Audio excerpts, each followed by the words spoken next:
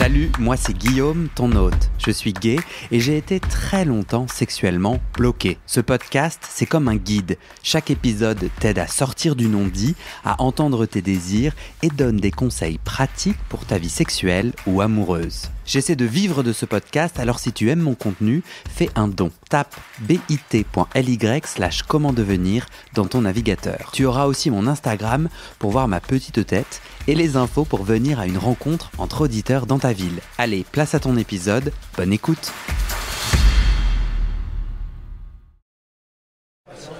Et ça chatte. Bienvenue dans la partie 2 du live. Je commence à être un peu fatigué là. La partie 2 du live sur l'orgasme prostatique. Bienvenue à tout le monde. Cliquetis, cliqueta.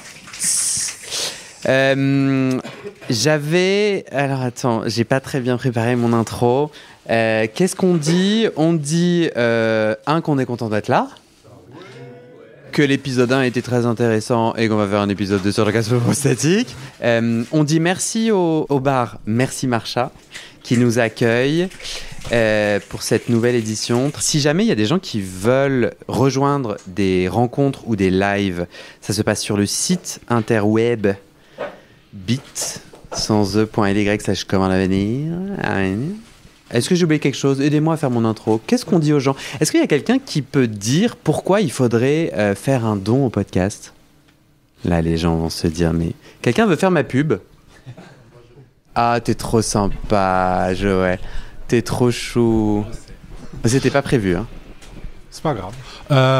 En fait, c'est parce qu'à titre personnel, je pense que c'est important d'avoir le sens de la communauté. Parce que quand on regarde les médias, quand on entend même dans l'espace public, il n'y a personne qui pense à nous ou qui prend notre parti. Et on n'existe pas si on se fait pas exister, enfin si on s'impose pas nous-mêmes, quoi. Voilà. Ils vont pas nous faire de la place et je pense que c'est important de se soutenir. Voilà, même si on pense pas toujours la même chose, même si on n'est pas toujours d'accord, c'est important qu'on se serre les coudes parce qu'en face, et quand je dis en face, c'est toute l'hétéronormativité, ils en ont rien à faire de nos problématiques, ils en ont rien à faire des enjeux. Donc je pense que soutenir ce podcast, c'est aussi nous soutenir déjà nous à titre personnel et puis les uns les autres. Eh ben merci, c'est très gentil. J'avais envie qu'on commence avec Guillaume. Alors oui, j'avais fini l'épisode 1 en demandant est-ce qu'il y a des donneurs d'orgasme prostatique. Moi, je suis sûr que ce cliffhanger, comment on dit en français, de ce moment de suspense a retenu plein d'auditeurs. Moi, perso, j'écouterai la suite si on finit là-dessus. Je suis très content de ça. Guillaume, tu es un donneur de l'orgasme. Je sais pas, mais en fait... Excuse-moi. Tu avais envie de rebondir. Oui, ouais. en fait, j'avais envie de rebondir sur ce que disait Thomas, parce que justement, très récemment, ça m'est arrivé. Je vais dire, pour les gens qui n'ont pas écouté l'épisode précédent, en gros, Thomas, il racontait une expérience que lui, il pense être connecté à un plaisir prostatique, ou en tout cas à un truc de la prostate, où en fait, tout son corps s'est comprimé, notamment ses mains, que c'était quand même assez désagréable. C'est à ça que tu réagis. En fait, moi, je voulais justement rassurer Thomas, parce qu'en fait, ça arrivé récemment avec un gars que je prenais. Et en fait, d'un coup, il me dit j'ai plus de sang dans mes mains, un peu dans mes pieds, surtout ses deux mains, en fait. Et en fait, il disait c'est bon et tout. Enfin, pour lui, c'était donc il était content. Bon signe, en fait. Il était content. Pouce vers le haut, mais il avait plus de sang dans les... Ok. Mais ça veut dire quoi ? Il était tout blanc ?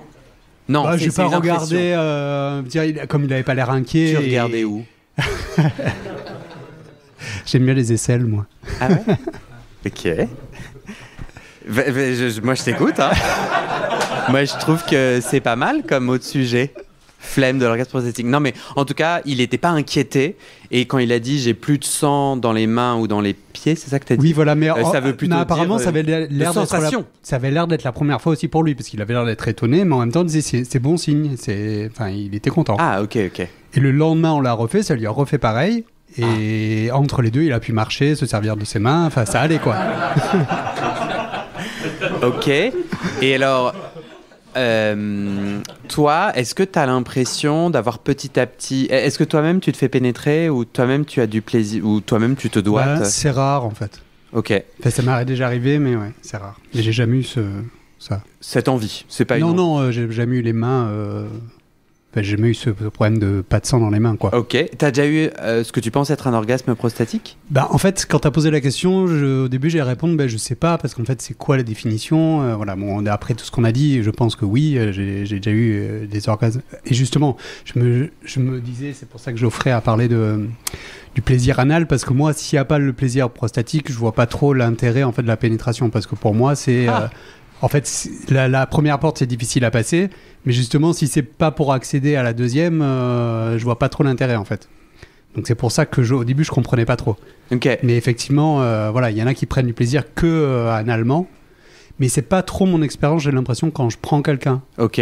Parce que j'ai l'impression que moi, j'aime, justement, c'est ça qui me donne du plaisir aussi, c'est quand je vois que l'autre perd ses moyens, qui effectivement, il a plus de sang dans les mains, ou qui pleure, ou qu'il y a quelque chose qui...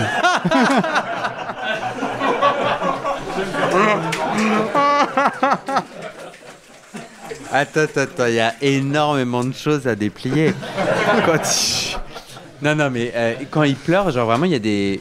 Non, mais ça arrive pas à chaque fois, mais je veux dire, c'est pour dire que c'est aussi ce que je voulais dire. C'est un beau moment, quoi. Ce que je voulais dire, c'est que l'orgasme prostatique, je pense, ça dépend des gens, ils s'expriment de manière différente. Bien sûr. Donc, le gars qui a eu les mains où il est plus de sang dans les mains, il a pas pleuré. Mais c'est un autre, une fois qu'il a pleuré. Enfin, tu vois, donc c'est. Mais de joie, on est d'accord. Oui, mais c'est même pas que c'est pas des pleurs, c'est plutôt les larmes qui. Enfin, en l'occurrence, c'était les larmes qui coulent toutes seules. C'est les yeux qui mouillaient, quoi. Ouais, ok. C'est pas j'ai envie de pleurer, tu vois. C'est pas une émotion, en fait. Ouais, c'est mécanique. Ouais, je comprends. Est-ce que toi, au fur et à mesure de ton chemin d'intime ou de sexualité, tu t'es vu faire des choses particulières pour aider tes partenaires à atteindre ces orgasmes? En fait, je sais pas parce que c'est pas calculé en amont. C'est pas comme si je me dis tiens, je vais atteindre l'orgasme dans une demi-heure, donc je vais faire ça maintenant. C'est pas à pas, quoi. Mais effectivement, moi, je suis pas trop dans le genre plan cul direct ou direct prendre quelqu'un. J'aime bien passer beaucoup de temps avant la pénétration. Okay. Alors la pénétration, pour moi, ça peut arriver après 1 heure, 2 heures de sexe. Enfin, tu vois, c'est où il peut ne pas y avoir pénétration d'ailleurs. Okay. Parce que j'y mets pas un enjeu absolu, tu vois. Ok. Donc pour moi, c'est un peu tout l'ensemble du package, quoi. Bah ouais, mais c'est tout ce qu'il y a avant, c'est la psychologie, c'est la personne se sente bien. Ouais. Mais en fait, t'es en train... C'est marrant parce que j'ai l'impression qu'à ton intonation de voix, tu dis ça comme si c'était pas très intéressant, mais c'est très intéressant. Et je crois que c'est exactement ça c'est ça, en fait, t'es en train de dire le truc. Tu peux prendre le temps de dire le truc que tu dis parce que c'est le truc, en fait. La clé. Bah ouais, mais moi, je pense... Et toi, tu dis, je mets pas de pression sur la pénétration, ça vient ou ça vient pas. Il peut y avoir pas mal de temps avant une pénétration, du sexe avant pénétration. C'est quoi, par exemple, que t'aimes faire? Ben, ça peut être tout, hein, se sucer. Enfin, moi, j'aime bien faire des annulingus, toucher. Moi, j'aime bien aussi prendre la personne une fois que j'ai mis jusqu'à 3 doigts, pas avant, quoi. Tu vois, histoire d'être sûr que la personne elle est prête, quoi. Ok. Enfin, sauf si le gars, il me dit... Ça cliquetis. Sauf si le gars, il me dit j'aime pas les doigts, il y en a qui aiment pas. Ou sauf si le gars me dit voilà, qui veut tout de suite, ça me fait un peu chier d'ailleurs. J'aime bien quand ça prend un peu de temps, mais... Ouais. Voilà, c'est vraiment... voilà. Et puis j'aime bien aller au restaurant avant, ou manger, ou boire un verre. Enfin, il y a tout un ensemble. Voilà. Qui est le terrain psychologique, quoi. C'est se sentir bien. Je crois que quelqu'un le disait. Quand tu disais, moi j'aime bien prendre quelqu'un si je peux mettre 3 doigts, c'est important pour toi parce que tu as vu que c'est comme ça que la personne avait plus de plaisir ou parce que tu t'inquiètes de lui faire du mal? Oui, c'est plutôt ça. Faire mal. C'est la deuxième. Ouais. Ok. Donc plein de moments de caresses, de toucher, de machin selon les goûts, prendre le temps. Et après, dans ta pénétration, tu as l'impression de... Il y a des positions qui sont plus favorables? Non, ça c'est plutôt en fonction de la... Enfin, si moi, il y a des positions que j'aime pas trop, genre quand moi je suis allongé sur le dos, le mec est sur moi, je sens pas trop. Après, en fait, pour moi, ce qui compte au début, souvent, j'aime bien que commencer par une position où le mec est vraiment à l'aise, en fait. Si lui, c'est comme ça qu'il est bien, qu'il me dit, c'est moi qui gère, c'est moi qui me met sur toi et Et des fois, quand quelqu'un qui sait pas trop ou qui est pas trop habitué, justement, il aime bien pouvoir gérer lui-même. Et alors, on fait cette position, même si moi, voilà. Et puis après, on peut changer, voilà. Mais donc, il y a pas une position que moi, je pense pas qu'il y ait une position vraiment qui soit, dédiée pour atteindre l'orgasme. Ouais, mais ce que tu as dit, ça c'est important. En fait, tu checkes avec ton partenaire par des mots ou par du ressenti que le partenaire que tu pénètres est dans la meilleure position confortable. Oui. Tu reviens quand même souvent au côté psy, d'être détendu, d'être bien. En fait, c'est ce que je disais quand on parlait à 3. En fait, moi, mon plaisir en tant qu'actif, c'est pas le plaisir sur la bite. C'est un peu ce que je disais Jeff, d'ailleurs. Au bout d'un moment, on sent plus, en fait. C'est pas vraiment une sensation... le plaisir sur la bite, il est pas ouf, quoi. C'est surtout lorsque tu pénètres, c'est surtout le fait de... Moi, je prends du plaisir par le fait que je vois l'autre prendre du plaisir, en fait. Donc, quelque part, par procuration, j'ai un orgasme protastique parce que lui en a. Enfin, tu vois ce que je veux dire, c'est ça, en fait, c'est ça mon guide, en fait. Ok. Et t'as l'impression que... donc il y a tout un temps de kiff et de jeu et de sexualité diverses, puis à un moment donné, s'il y a l'envie, il peut y avoir une pénétration, et t'as l'impression que cette pénétration, t'as identifié un temps, genre c'est court, parce que là t'as dit ça peut être plusieurs heures avant la pénétration. Est-ce que la pénétration, pareil, tu peux faire plusieurs heures ou non? Plusieurs heures de pénétration à l'intérieur? Oui, j'ai posé la question, mais je connais un peu la réponse. En fait, ça m'est déjà arrivé de faire plusieurs heures de sexe, mais vraiment de longues heures de sexe. Mais en pénétration pure, ça revient plusieurs fois dans ces longues heures. Mais la pénétration pure, je sais rien. Moi, c'est un quart d'heure, je dirais. Une demi-heure, maxi. Mais je trouve ça... J'en sais rien. Mais maxi, une demi-heure, à mon avis. Hein. Moi, j'ai pas compté, en fait. Ouais, parce que peut-être qu'on a des images de il faudrait que ça dure tant de temps. En gros, genre, faut que ça dure pour que... Après, qu'est-ce que tu appelles la pénétration? Parce que est-ce que les doigts, tu les comptes dans la pénétration? Oui. Parce que normalement, oui. Ouais, bien sûr. À ce moment-là, oui, c'est beaucoup plus long, Ouais. Oui, tu doites énormément. Je sais pas, mais ça dépend des gens aussi. Tu nous feras... Alors, il y avait l'épisode précédent, quelqu'un est reparti avec un devoir à la maison. Toi, j'aimerais bien genre un peu du chronométrage pour que je comprenne un peu. En fait, moi, souvent, je remarque le début et la fin du sexe, donc voilà, le temps global. Ouais, bien sûr. Mais le temps de pénétration, je t'avoue que j'ai jamais regardé. Guillaume, tu portes d'ailleurs un très joli prénom. Si tu me posais les questions que je te pose, je te dis regarde, mais j'ai aucune idée. Genre, je suis pas là en train de chronométrer. Tu as très bien répondu. Est-ce que Denis, tu veux dire quelque chose avant qu'on passe à Jeff? Et j'ai perdu mon cahier. Quelqu'un m'a volé mon cahier. Il est derrière mon ordinateur. Voilà. Jeff, Denis. Oui. Denis.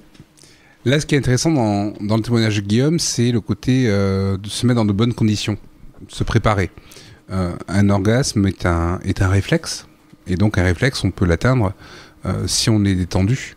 Si on est dans de bonnes conditions, et évidemment si la personne qui va être pénétrée a des peurs, a des douleurs, ça va créer forcément une contraction de l'anus et encore plus de douleurs, etc. Donc là, la démarche de Guillaume est intéressante parce qu'il y a vraiment du préliminaire pour mettre la personne à l'aise, pour qu'elle puisse se détendre, se relâcher, et puis aussi commencer à travailler la dilatation de l'anus. Parce que la prostate est à 6 cm. Un peu moins. 4 cm. On est entre 4 et 5, à peu près, entre 3 et 5. Ok. Parce que avant que vous veniez, Yelem, qui aide à co-organiser très sympathiquement cet événement, vous envoyez un petit texto en mode « N'oublie pas, c'est ce samedi !» Et moi, et il vous a mis le lien, normalement, de l'épisode qui est paru, je sais plus quand, qui s'appelle La technique de l'horloge magique pour se dilater. Clairement, c'est un titre que j'ai eu à 5h du matin. Est-ce que quelqu'un l'a écouté et a essayé? Donc, il y a des oui, des oui. Qui a essayé? On a 3 mains levées. Et ma question, c'est si je cherche à aller sur le chemin de la prostatique, moi j'avais trouvé que cette technique de l'horloge pour se dilater est chouette parce qu'au lieu de tout de suite aller foutre la pression sur la petite boule à 4 cm, tu commences par te mettre bien, etc. Et c'est ce que tu dis un peu. Oui, l'anus, encore une fois, est une zone très innervée. les sphincters ont besoin d'être travaillés un petit peu. Et stimuler la prostate, finalement, on ne stimule pas que la prostate. On va stimuler tout l'anus qui vient avec. Donc c'est important, effectivement, d'érotiser aussi un anus. Il y a des personnes qui n'ont jamais été pénétrées ou qui ne veulent pas être pénétrées, qui peuvent avoir peur d'être pénétrées. Et la première chose, c'est de juste se dire que l'anus va être une zone de plaisir et non pas de douleur. Et avant même de tester la technique de l'horloge, ce qui peut être intéressant, c'est dans une masturbation d'apprendre juste à stimuler par de la caresse l'anus. Avec un peu de lubrifiant, l'idée c'est pas de rentrer quelque chose. Tu rentres pas du tout. Ouais, la technique de l'horloge, c'est une phalange ou une demi. Là, tu restes dehors. Ouais, juste une stimulation externe et sentir qu'au moment où il va y avoir un orgasme éjaculatoire, on va peut-être sentir l'anus qui va se contracter, qui va quand même déjà créer des premières sensations. Et là, l'avantage, c'est qu'on va associer finalement ces sensations de l'anus à un orgasme. Et le cerveau va se dire finalement, c'est chouette l'anus. Et après, on arrive à un deuxième temps où là, on va pouvoir du coup travailler ta technique de l'horloge pour apprendre à ouvrir un petit peu plus et faciliter le chemin. Jeff, Oui. tu voulais dire un petit truc. Sur l'épisode précédent, du coup, on parlait de se découvrir, donc ça fait bien le lien avec ce que tu viens de dire, Denis. Donc se découvrir l'anus ou la prostate. Et moi, je me suis rendu compte que dans ma construction d'actif plus que de passif, en fait, je vais jamais chercher à l'intérieur de moi. J'ai un organe qui est externe. Et je suis plutôt dans la stimulation de ces organes, enfin de cet organe-là, notamment, que ce soit téton, pénis, etc.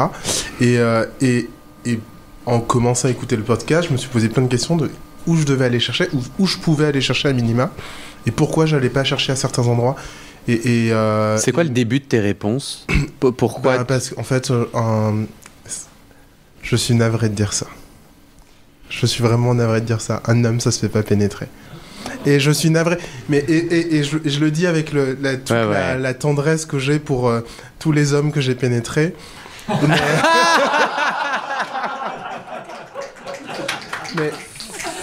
Et du coup, je suis en pleine déconstruction à plein d'égards et en questionnement. Et je me suis dit, mais t'es un peu homophobe dans l'affaire. Hein. Et voilà, donc je pense que c'est aussi le lieu de ça, en fait. D'aller se chercher du plaisir prostatique ou du plaisir anal tout simplement, c'est être à l'aise avec ce qu'on est ou ce qu'on pourrait être, donc potentiellement un homme pénétré pour ma part. Et ça, j'ai pas encore totalement... Je suis pas totalement à l'aise avec encore. Voilà. Marc, avant que tu interviennes, est-ce que les personnes qui ont levé la main et qui ont tenté la technique de l'horloge, est-ce qu'on la conseille à Jeff ? Justement pour... Alors, oui, j'aime bien les gens qui n'ont pas encore participé, si vous aviez envie. Toi, Julien, t'as tenté la technique ? Oui. Merci de le dire. Ben voilà, j'ai tenté avant de venir, j'ai fait mes homeworks. Tes devoirs. Très bien, je te donne une bonne image. Merci. Ma maîtresse, elle me donnait des bonnes idées, non ? Moi aussi, j'en avais des plein. Images et tout, ouais. J'étais un des vrai bons fou points. cul. Ok, qu'est-ce qu'on a ? Est-ce qu'on le conseille à Jeff ? Toi, t'en as pensé quoi de cette technique ? Alors moi, ce que j'en ai pensé, c'est que oui, elle est très utile si on veut se dilater, mais l'intérêt de cette technique, et je pense que tu l'as dit aussi dans l'épisode, c'est vraiment de s'occuper de soi et de se découvrir aussi et de créer le moment, d'installer le moment, comme on disait tout à l'heure, parce que ça permet de faire une pause et d'être prêt à accepter la suite. Voilà, c'est un peu ça, pour ça que je la conseillerais à Jeff. C'est plus pour genre je suis détendu et tout se passera bien, et en plus j'ai pris un moment pour moi juste avant pour accepter éventuellement ce qui arrive derrière. C'est un épisode de 5 minutes où je décris le truc. Ça a été conseillé par des auditeurs sur le Discord qui ont validé. Mais bon, en fait, si t'es en train d'écouter cet épisode, c'est trop relou parce que tu vas pas t'interrompre pour aller écouter l'autre. Donc en deux secondes, tu insères une phalange ou une demi-phalange en respirant et en prenant 20 secondes ou 30 secondes aux 4 coins de l'horloge, tu vois. Tu commences en haut, tu respires. Jeff est en train de se marrer. Jeff, il y a du manquage de respect en direct de la technique de l'horloge, qui est une technique du docteur Carlton. On le rend don à César, qui est procto à San Diego. Ça rime. Donc ouais, en haut, 20 à 30 secondes, tu respires. Pourquoi ça te fait marrer, Jeff ? Vas-y, donne-lui le micro. Voilà. Vas-y, Jeff. Mais non, mais En fait, je m'imagine le faire. Je l'ai écouté. Cette petite capsule, elle dure 5 minutes, donc je l'ai écoutée. Et je me suis dit, mais à aucun moment, j'allais me poser pour faire ça. Mais vraiment, et pourtant, il y a plein de choses que je tenterais. Parce que c'est trop... ça devient trop intellectuel pour moi d'aller chercher mon anus avec une technique de l'horloge en plus. Je vois une horloge, quoi. On dit dans tout le truc, c'est on doit prendre du temps pour soi. Et le premier truc, c'est compter le temps. Enfin, je sais pas... c'est peut-être le nom qui n'est pas le plus approprié pour moi, mais en fait, ça me rappelle que je dois le faire entre un temps T et un temps T. Il y a un truc psychologique qui ne fonctionne pas. Donc, Et est-ce que tu peux t'imaginer... est-ce que tu es à l'aise de dire avec qui tu as des rapports sexuels ? Avec mon copain et d'autres personnes dans la nature. Ok. Dans la nature. Est-ce que si tu t'imagines un partenaire que tu kiffes, à qui tu demandes de pas aller plus loin qu'une demi-phalange? Oui, la fin de la question. C'est ça. Et est-ce que tu te verrais du coup essayer? C'est déjà arrivé. Mais de là à ce que je prenne vraiment du plaisir, faut qu'il y a un travail qui est tellement conséquent que... c'est encore une histoire de temps, en fait. À chaque fois, c'est... Ouais, je comprends. Denis, je sais pas si Julien t'a dit ce que tu voulais dire. Ouais, Denis. Mais du coup, moi, je propose de rebaptiser la technique de la boussole.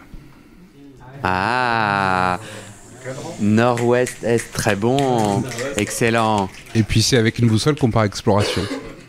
Ça sera by Denis. From Paris.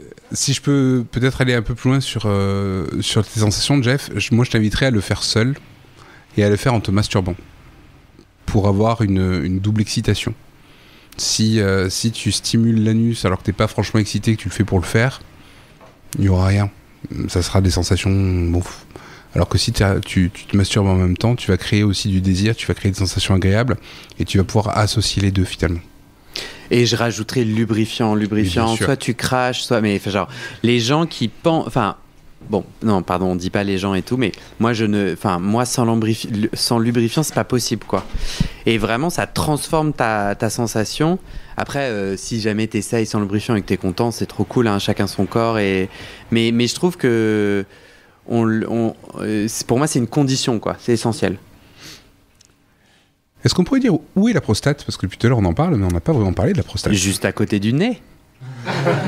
Prochaine question. Ouais, vas-y, bien sûr. Non, parce que depuis tout à l'heure on parle de centimètres, on parle de phalanges. Autant aussi donner un petit guide pour ceux qui ont dépassé la technique de la boussole, pour le coup, et qui veulent aller plus loin. La prostate, elle est donc entre 3 et 5-6 cm à l'intérieur. Donc effectivement, ça correspond à peu près à 2 phalanges et demie. Et il faut savoir qu'elle est du côté ventre. Donc finalement... Côté ventre. Côté ventre, elle n'est pas côté dos. Elle est côté ventre. Donc si je suis allongé sur le dos, je me touche vers le haut à 4 cm. Exactement. Pour chercher la noisette. Et ça sera plus qu'une noisette, c'est une châtaigne. C'est une banane. Une châtaigne. Ah oui. Est-ce que je sais la taille d'une châtaigne? Elle est un peu plus grosse, ouais. Ok. Donc, côté ventre... et c'est important surtout pour les personnes qui veulent donner du plaisir prostatique. Oui. C'est-à-dire que c'est important de savoir dans quel sens on va venir stimuler. Et il y a aussi du coup un rapport avec les orientations des pénis. Il y a des mecs qui vont très facilement donner des orgasmes prostatiques avec leur pénis en fonction de la position et de la courbure du pénis.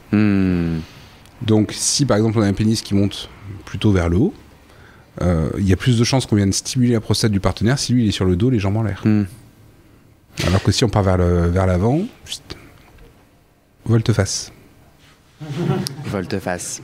J'ai un auditeur qui demande: est-il possible que la prostate, pour une raison ou une autre, ne puisse pas ressentir la stimulation et provoquer le plaisir? Tu vois, est-ce que tous les hommes sont, ou en tout cas tous les porteurs de prostate sont égaux? Ouais, merci. Ou est-ce que non? Il y a 2 questions dans la question. Donc, tout le monde va avoir des sensations. La prostate est innervée, il va y avoir des sensations, c'est obligatoire. La deuxième partie de la question, c'était pour provoquer du plaisir. Provoquer du plaisir, ça va être quelle notion est-ce qu'on va donner à ces sensations? Est-ce qu'on va les aimer? Est-ce qu'on va pas les aimer? Est-ce qu'on va peut-être les associer à du plaisir?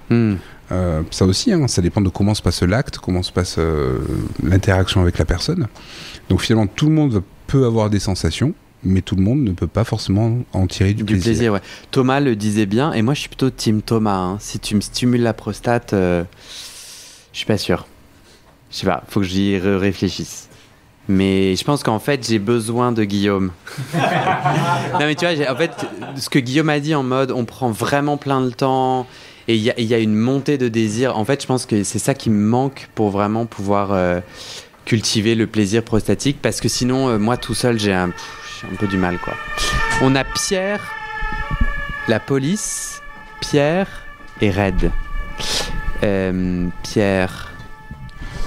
Ok, donc si je comprends bien, le plaisir prostatique, ça s'apprend par l'entraînement, par l'auto-apprentissage d'abord. Dit-il en pointant du doigt. C'est ce que je comprends en tout cas, exactement. Ouais. Voilà, joignons le geste au propos. Voilà, donc ça s'apprend, ça s'auto-apprend. Et quand on estime qu'on a auto-appris, il faut tomber sur le partenaire qui saura reproduire cette source qu'on a auto-apprise. Toi, t'en es où? T'es à l'aise de dire Moi, je peux dire que quand tu as posé la question au début du podcast si on avait déjà eu ou pas l'orgasme prostatique, je ne savais pas te dire oui ou non. L'orgasme anal, enfin, le plaisir anal, bien entendu, oui. Est-ce que c'était un orgasme prostatique? Je ne sais pas le dire. Le plaisir anal est peut-être plus intense avec l'un ou avec l'autre. Okay. Est-ce que c'était pour autant un orgasme prostatique? Tu sais pas. Je ne sais pas le dire. Et de tout ce que tu as entendu aujourd'hui, ça t'a donné envie de quoi pour ton intime à toi? Eh bien, de le rencontrer en tout cas. Voilà. Ok. Guillaume veut faire un complément. Tu me posais beaucoup de questions sur qu'est-ce que je fais avant, etc. Mais effectivement, j'ai pas dit pendant que ce qu'on appelle les préliminaires, j'aime pas trop ce mot, mais bon, vous l'avez employé, que je stimule la prostate justement. Tu sais, quand je te dis je mets les doigts, etc.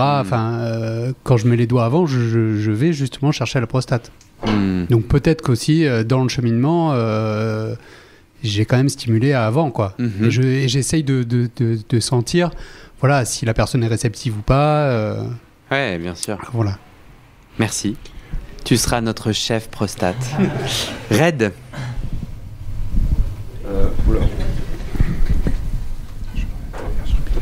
Denis, tu veux dire un truc avant Red? Oui. De toute façon, le micro met 1000 ans à venir. Parce que Pierre avait quand même posé la question en voulant faire une synthèse. Ça peut être un auto-apprentissage, ça peut être aussi un apprentissage avec un autre. Il faut avoir confiance. Ça, c'est important, pouvoir communiquer. Et encore une fois, c'est oui, une découverte, un apprentissage, mais c'est pas forcément une fin en soi non plus. C'est ça, on l'a dit tout à l'heure. Ce que rajoutait Guillaume, la prostate aussi peut mettre du temps à provoquer du plaisir.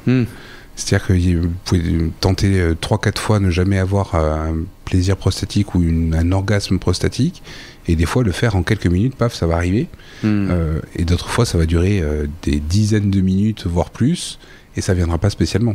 C'est parce que c'est hyper vaporeux comme sensation, effectivement.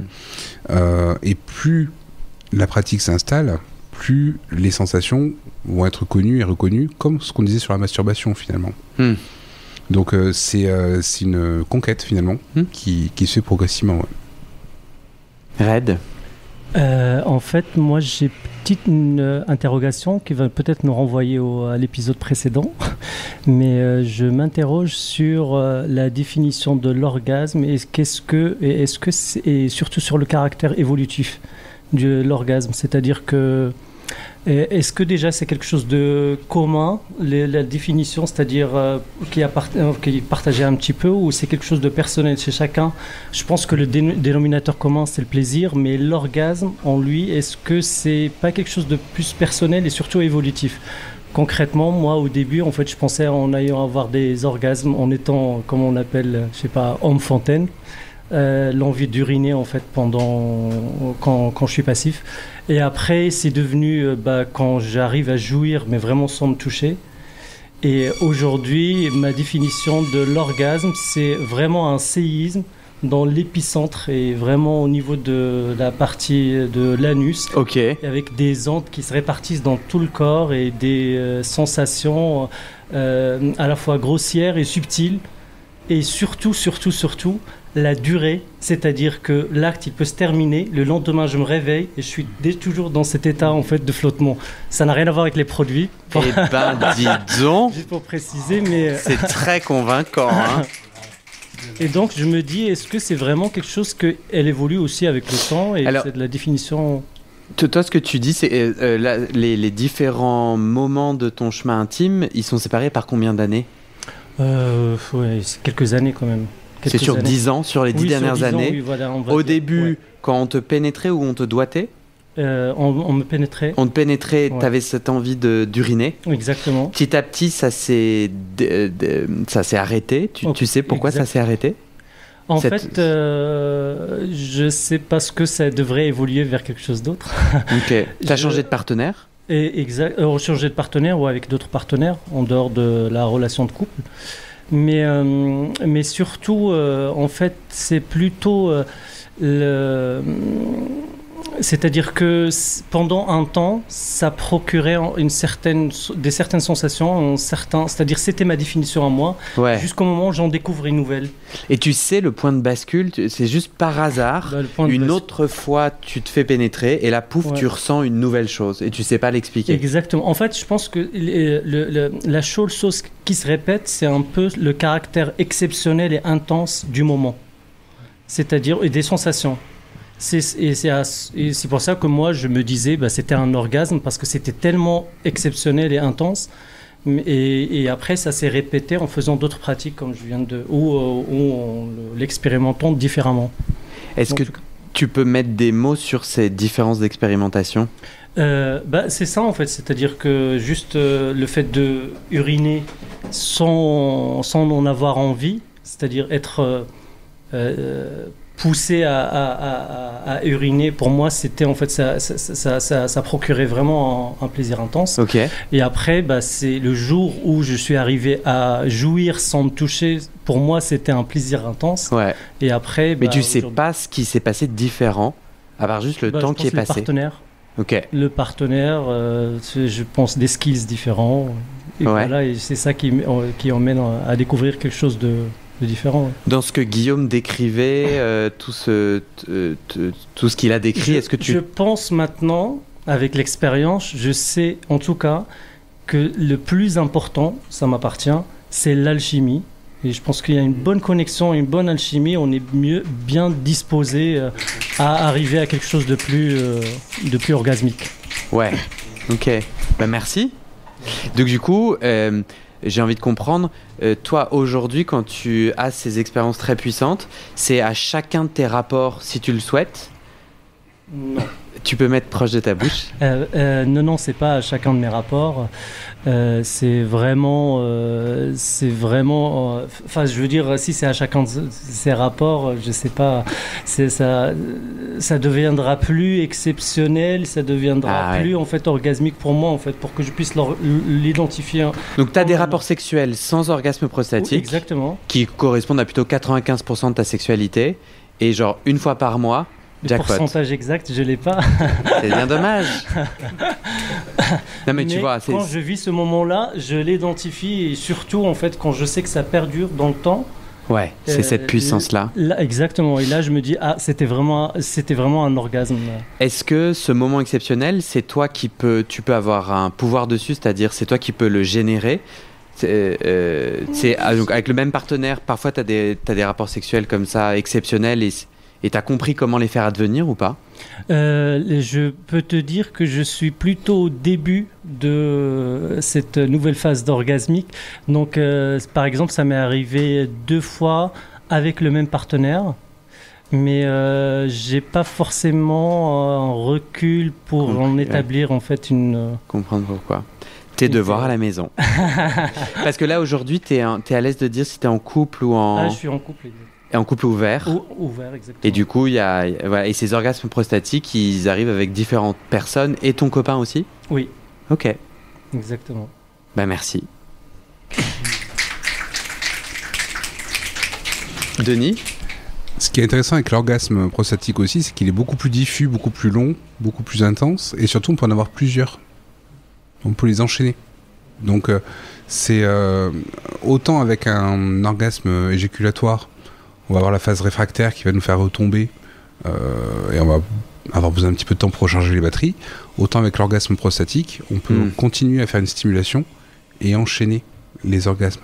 Donc ça c'est une des particularités, et ce côté très diffus sur du long terme aussi. La définition d'un orgasme, c'est vraiment cette décharge du plaisir. Des fois, même d'un point de vue éjaculatoire, on peut éjaculer sans avoir d'orgasme. C'est pas une éjaculation qui est forcément signe d'orgasme. L'orgasme, ça va être vraiment un phénomène un peu hormonal, hein. On va avoir tout un plateau avec une sécrétion hormonale jusqu'au moment où on va avoir un pic d'adrénaline qui va venir intervenir. Et c'est ça finalement qui va créer toute la chaîne du plaisir. Et donc d'un point de vue très définition, c'est vraiment ce pic qui arrive, qui va être synonyme d'orgasme. Et tout comme on peut avoir aussi des orgasmes très différents avec un rapport plutôt tourné vers l'éjaculatoire. Il y aura des sensations, des fois on peut avoir un orgasme, on va avoir la chair de poule, et puis une fois d'après ça va être un orgasme avec de la chaleur, l'orgasme avec des pensées qui vont arriver. Ça dépend vraiment du partenaire et du lien qui est créé, mais aussi des stimulations qui ont été faites. Donc définition d'un orgasme, c'est vraiment ce pic, cette décharge, et effectivement après ça peut prendre des formes différentes. Est-ce qu'on a d'autres donneurs qui peuvent nous donner leur histoire, leur vécu, donc là, bon après si vous avez une autre bafouille à dire, vous la dites, hein, mais des gens qui ont... Il y avait des gens qui ont levé la main tout à l'heure, qui ont donné des orgasmes. Victor, je te regarde. Non, Marc, t'avais... Toi, tu vois ? Il y a des gens qui lèvent la main et puis qui les délèvent. Moi, en tout cas, je veux le truc de raid. Hein. Ça, c'est un objectif nouveau dans ma vie. Marc. Donc oui, effectivement, je vais rejoindre Guillaume sur certains points. Je pense Quel Guillaume ? Moi ou maître prostate ? Ouais. Chef prostate. Parce que je pense que je suis un peu comme lui dans l'approche. Moi, je dis que le premier sexe chez l'homme, c'est son cerveau. Donc si le cerveau est d'accord, tous les sphincters ils s'ouvrent. Effectivement, l'idée c'est de mettre l'autre à l'aise. Et c'est vrai que je suis content à chaque fois que je donne du plaisir à l'autre et de me rendre compte qu'il a un vrai plaisir prostatique ou un plaisir tout court. Est-ce que tu peux te souvenir de la dernière fois où tu as compris que ton partenaire avait vécu un orgasme prostatique ? Est-ce que tu peux la retrouver dans ta tête ? Oui, parce qu'en fait, d'abord moi ça dure au moins 2 heures, 2 heures et demie. C'était il y a 2 mois. C'était, ouais, ok. Voilà. Moi ça dure jusqu'à 2 heures, 2 heures et demie. Par contre, moi je regarde la montre. Parce que j'aime bien savoir combien de temps ça dure. Parce qu'en fait, tous les passifs ne durent pas forcément longtemps, parce qu'il y en a qui ne peuvent pas endurer, entre guillemets, okay. Une pénétration. Juste pour le contexte, c'est quelqu'un avec qui tu avais déjà eu des rapports sexuels ? Oui, c'était un régulier, oui. C'est un régulier. Toi, aujourd'hui, tu es dans quelle situation maritale ? Ah non, moi, je suis célibataire. Tu es célibataire, voilà. Très bien. Et donc, tu as des rapports sexuels avec les gens que tu veux ? Voilà, c'est ça, avec des réguliers ou alors des rencontres comme ça. Voilà. C'était la combienième fois que vous aviez un moment ? C'était la 3e fois. 3e. Ok. Et ça faisait combien de temps que vous vous connaissiez ? Ça fait 2 ans. Ok. Bon, on se voit pas régulièrement, si c'était la question. Par exemple. En fait, j'essaie de comprendre, parce qu'à mon avis, moi, mon intuition, c'est que l'orgasme prostatique, il vient dans certaines conditions. C'est pour ça que je pose des questions spécifiques. Oui, moi, je pense qu'il vient d'abord le fait de connaître l'autre. On se sent plus à l'aise et donc il y a une forme de sécurité. Ensuite, il y a le lieu, c'est-à-dire qu'il faut que le lieu soit propice pour que l'autre personne puisse se lâcher. Ah ouais, vous étiez où ? D'ailleurs, moi, dans mon appartement, c'est chez moi. Moi, mon appartement, on dirait un peu un appartement témoin, c'est-à-dire qu'il est décoré de telle sorte que les gens, quand ils rentrent, ils veulent rester. C'est-à-dire que... Tu es donc tueur en série en semaine. Comment, quoi ? Tu es tueur en série en semaine. Un killer de boules, c'est ça ? C'est ça. Non, plus sérieusement, oui, en fait, mon appartement, il est pensé pour moi, mais il est pensé beaucoup pour l'autre. Parce que dans ma vie personnelle, je reçois beaucoup mes amis à dîner, je suis quelqu'un, puis je travaille dans la relation client. Donc j'ai un rapport à l'autre, je pense au plaisir de l'autre, à aider l'autre, dans mon métier déjà. Donc déjà, c'est comme ça dans ma nature, je suis assez hédoniste. Et donc du coup, à titre personnel, sur faire l'amour, qui pour moi est une bulle particulière, le plaisir il est vraiment tourné sur l'autre. Il est on parle beaucoup du quotient intellectuel, mais on parle pas beaucoup du quotient émotionnel. Et le quotient émotionnel, t'as pas besoin d'un bac plus 5 pour apprendre à connaître l'autre et à écouter ses désirs. Et je dirais que quand on fait l'amour, le quotient émotionnel, bien sûr, il prévaut sur le quotient intellectuel. Et quand on a un quotient émotionnel développé, on peut plus être à l'écoute de l'autre et déjà le mettre à l'aise. Donc déjà, tu rentres dans un endroit... Comment tu sais que lui, il sera à l'aise chez toi? Parce qu'on pourrait penser déjà, le quand il contraire. rentre, l'appartement est décoré et il est installé de telle sorte qu'il est à l'aise tout de suite. Ok. Parce qu'il va y avoir une lumière tamisée, parce que dans ma chambre, j'ai une télé. Donc il va y avoir une playlist avec une musique plutôt sympa qui va, le côté en fait au niveau du cerveau, mettre la personne à l'aise tout simplement. Mais ça, il te l'a dit. Il t'a dit, je suis content d'aller chez toi. Ah bah oui, parce que quand on... parce que je pense que moi, lâcher prise... Oui. Je suis plus à l'aise, soit justement pas chez moi, dans un autre pays, parce que psychologiquement, je me dis, bon, je laisse ça là et puis après je rentrerai. Ou au contraire, chez moi, dans ma bulle. C'est pour ça que je pose ces questions. Alors, je suis en terrain conquis, entre guillemets, parce que je suis chez moi. Mais le fait de connaître la personne, ça aide, je pense, l'autre à se mettre à l'aise. Ouais. Et vraiment, après, il y a des personnes qui aiment le faire à l'extérieur, de manière furtive, dans un bois, sur un lieu de drague, etc. Mais en tout cas, les personnes qui privilégient un intérieur, je pense qu'un appartement qui va avoir une décoration, une musique, une odeur, parce que du coup, moi aussi, setup, tout l'aspect olfactif. C'est-à-dire que moi, chez moi, j'ai des diffuseurs, en fait, d'odeurs qui font que quand on rentre dans l'appartement, déjà d'un point de vue olfactif, moi ça j'ai travaillé chez Sephora quand j'étais étudiant, donc c'est vrai que j'aime bien le côté olfactif des choses. Pour on rentre, ça sent bon, voilà. Ensuite on voit une décoration qui est appropriée, tu le mets bien, une lumière tamisée, parce que Guillaume disait un peu ça, toi dans les étapes ou dans les clés que Guillaume partageait, est-ce que tu veux en rajouter? Est-ce qu'il y a des choses, est-ce que tu es d'accord, et est-ce qu'il y a des choses que tu voulais rajouter? Oui, je suis d'accord avec lui sur le côté. Donc ça, je parlais de l'environnement, et après effectivement, le quotient émotionnel, mettre l'autre à l'aise par les préliminaires. Doigt, pas doigt, si l'autre en veut ou on veut pas. Effectivement, stimuler la prostate par le doigté, si jamais la personne le veut ou pas. Et je suis comme lui, j'adore effectivement l'anulingus, parce que je trouve que dans les préliminaires, c'est quelque chose qui met particulièrement la personne passive à l'aise et qui l'aide à ouvrir ses chakras, entre guillemets, avant d'accepter une pénétration. Après, en termes de position, il y a des personnes qui vont jouir en levrette, d'autres plutôt sur le dos, d'autres sur le côté. Cette dernière fois, il a joui du coup? Sur le côté. Moi, je fais beaucoup de positions. En cuillère. Je termine par la position que la personne préfère. Et pour revenir sur ce que Guillaume disait, je demande à l'autre quelle est la position qu'il préfère au départ. Donc on commence par cette position. Par contre, je préviens qu'on va faire plusieurs positions. On va pas faire que celle-là. Programme. Et ensuite, on termine par celle qu'il aime bien. Voilà. Toi, t'en es où par rapport à toi? T'as déjà... Ça fait réagir. Toi, t'as déjà ressenti l'orgasme prostatique? Tu te l'as fait ressentir? Uniquement dans l'onanisme, surtout.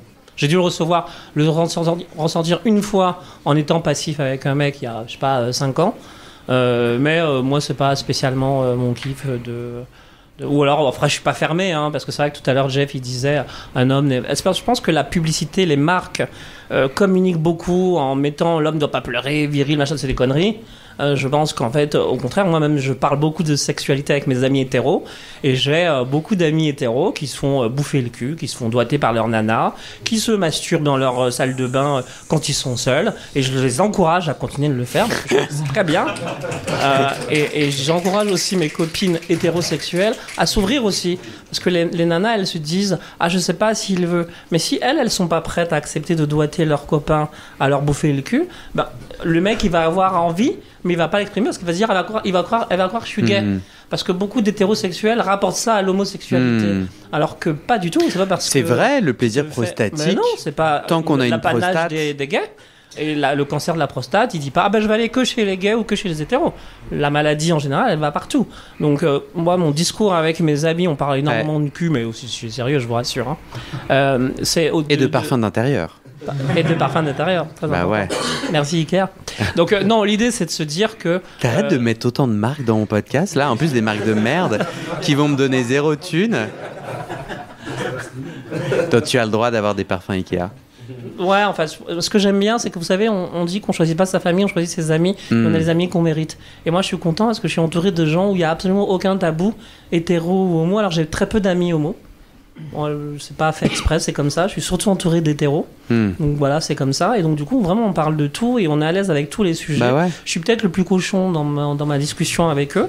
mais ça les fait pas fuir parce qu'on aborde vraiment tous les sujets et on parle vraiment devant les filles et les garçons de tout. Et je pense qu'à mon contact, ils se lâchent et ils avouent des choses qu'ils m'auraient pas avouées avant, quoi. Justement, en parlant de libérer la parole, est-ce qu'il y a des gens qui n'ont pas encore participé, car on arrive à la fin de vers la fin de notre partie 2. Merci Marc. Est-ce qu'il y a des gens qui ont pas... Ils ont envie de dire un petit queutru? Ah là, les gens regardent leurs pieds en mode « Ah, Victor !» Salut. Salut. Je voulais rebondir sur la rubrique j'ai donné un orgasme prostatique. Moi, ça m'est arrivé qu'une seule fois. Je précise que je suis assez rarement actif et que donc là, je vais donner le contexte parce que je pense que ça va cocher certaines cases de la liste des circonstances et du décor qui peut aider. Mais pour le coup, ça m'arrive pas forcément très souvent, mais c'est un mec que j'ai vu qu'une seule fois. Qui. Je crois que lui, il n'avait pas eu de sexe depuis très très très longtemps. Genre, enfin, en mode, il sortait un peu de prison, quoi. En vrai, il sortait de prison? Non, il sortait pas de prison, mais je crois qu'il avait pas baisé depuis 6 mois, un truc comme ça. Ce qui, du coup, m'arrive pas très souvent non plus. Mais en prison, on peut avoir des rapports sexuels. Alors, oui, en effet. Bon, peut-être que ça pourrait faire l'objet d'un autre épisode. Je sais plus exactement ce qu'on a eu comme sexualité. Ça a dû durer bien 2 heures. On a pris du temps. Moi, j'aime bien prendre mon temps. J'aime bien tout ce qui est caresse, câlin. Il a dû me pénétrer, je pense, mais j'ai plus le souvenir. Enfin, en tout cas, on a créé une connexion, même si c'est la première fois qu'on se voyait. Ouais. On a pris notre temps. Il n'y avait pas de parfum à l'intérieur chez lui. En tout cas, pas que je me souvienne. Le décor n'était pas particulièrement cinématographique non plus. Sexuellement, ça a été assez sympathique. Il a joui.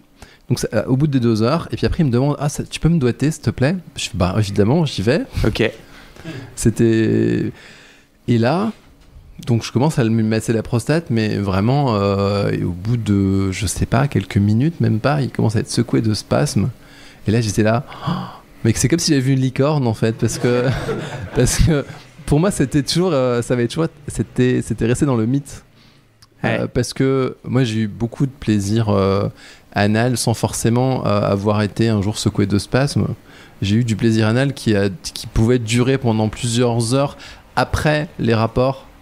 Mais comme Red disait, ouais. Mais oui, mais pas d'être secoué de spasmes. Donc moi, ça m'a impressionné. Ouais. Puis j'ai vu qu'il adorait ça, donc moi j'ai continué.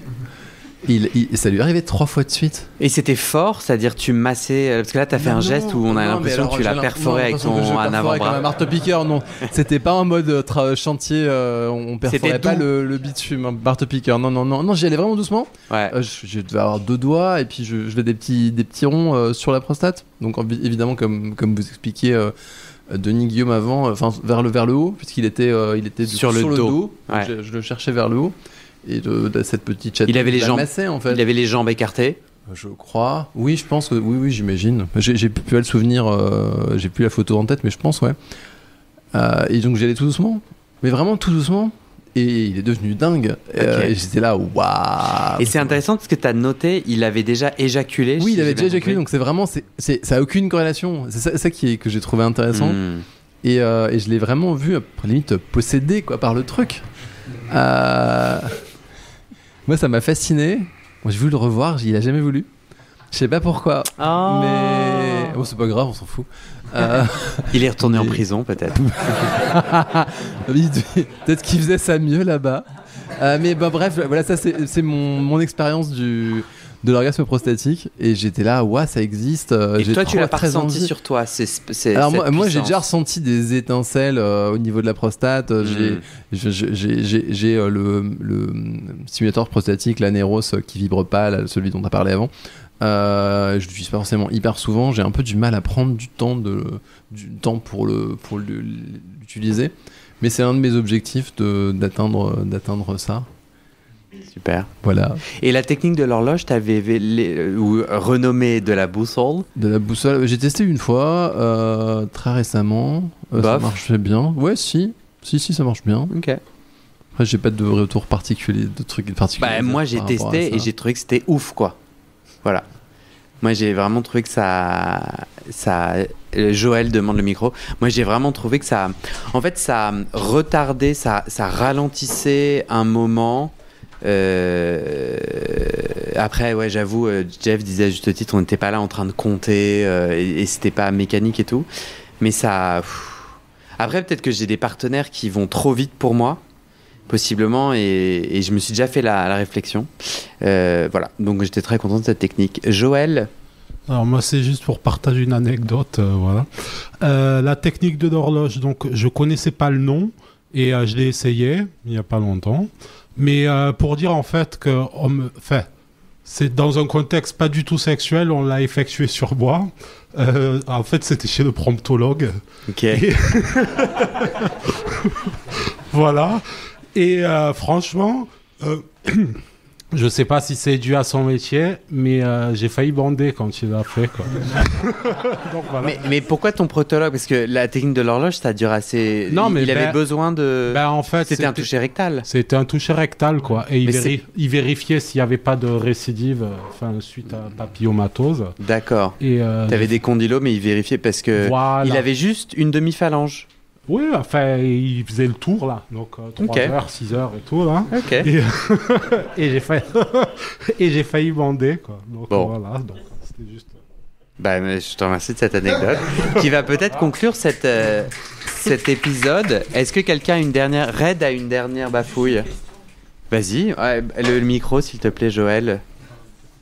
Pour Red, qui est notre co-chef prostate. Juste une question, en fait. Je voulais juste poser une question à Joël. Mais est-ce qu'on a besoin d'un proctologue à chaque fois pour faire la technique de la boussole ou... Non. Non, ça pas... Non. Tu peux toi-même, avec ton doigt, ou trouver un partenaire qui n'a pas forcément un diplôme en proctologie. Ah, d'accord, ok. Ouais. Tant mieux. C'est par Doctolib à chaque fois. Bon, merci, c'était trop cool. Merci d'être venu. Merci le bar, merci Marcha. Et Yelem et Julien qui ont pris soin de nous, de vous. J'oublie personne. J'ai remercié tout le monde ou pas? Ouais, je crois. Et Denis, bah oui. Guillaume, merci Denis. Merci. Merci beaucoup. À très vite.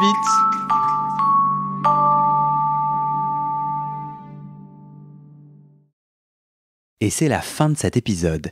Il y a plus de 130 épisodes à découvrir sur ce podcast. Ça fait beaucoup, alors je t'ai rangé les épisodes par thème. Conseils sur la sodomie pour ne plus avoir mal ou comment bien faire son lavement. Le BDSM, la bisexualité, couple ouvert ou exclusif, le racisme, le polyamour, etc. etc. C'est génial et c'est sur le site du podcast.